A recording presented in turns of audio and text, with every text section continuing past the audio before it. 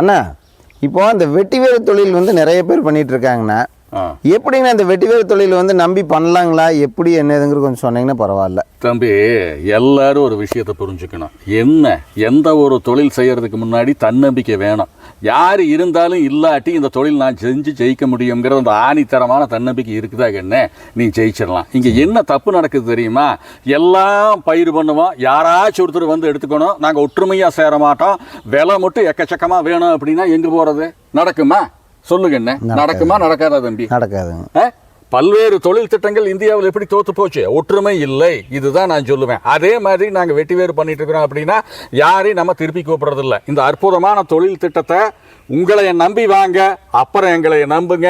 இது ஒரு அற்புதமான சிறு தொழில் திட்டம், உபரி வருமானத்தை கொடுக்கும். இது மட்டுமல்ல, அளவான முதலீட்டில் பண்ணிட்டு அப்புறம் பெருக்கினாத்தான் இந்த தொழில் திட்டம் நல்லது. எந்த தொழில் திட்டத்திலையும் முதல்ல உங்களையும் நீங்கள் நம்பணும், அப்புறம்தான் எங்களையும் நீங்கள் நம்பணும்.